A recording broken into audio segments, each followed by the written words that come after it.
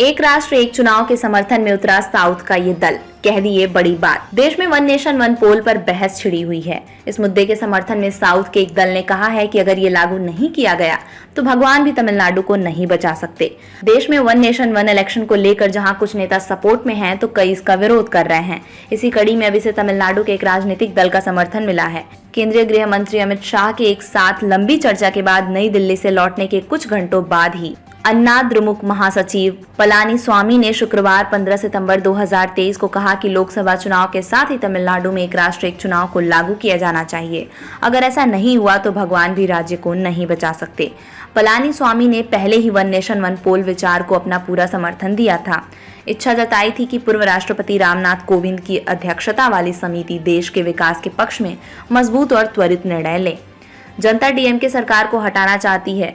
पलानी स्वामी ने पूर्व मुख्यमंत्री सीएन अन्नादुरई की जयंती के अवसर पर तांबरम में आयोजित एक पब्लिक मीटिंग को संबोधित करते हुए कहा, हमें विश्वास है कि एक राष्ट्र एक चुनाव लोकसभा चुनाव के साथ लागू होगा।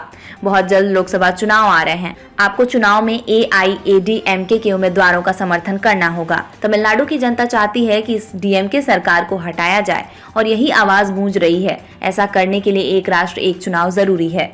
सभी से एकजुट होकर काम करने की अपील। पलानी स्वामी ने आगे कहा, हमें तमिलनाडु में पुंडीचेरी में अन्ना द्रमुक और उसके गठबंधन दलों के सभी उम्मीदवारों को जिताना है ताकि अम्मा सरकार तमिलनाडु में वापस आ जाए।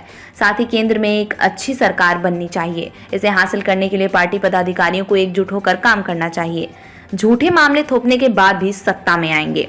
प्रदेश के मौजूदा सीएम एम के स्टालिन के इस आरोप का जिक्र करते हुए कि अन्ना द्रमुक शासन की कुछ उपलब्धि नहीं है, पलानी स्वामी ने शासन की उपलब्धियों का विवरण दिया। उन्होंने डीएमके के सत्ता में आने के बाद कानून व्यवस्था बिगड़ने की भी बात कही। उन्होंने कहा कि द्रमुक द्वारा अन्ना द्रमुक पदाधिकारियों के खिलाफ लगातार झूठे मामले थोपने के बावजूद पार्टी सत्ता में वापसी करेगी।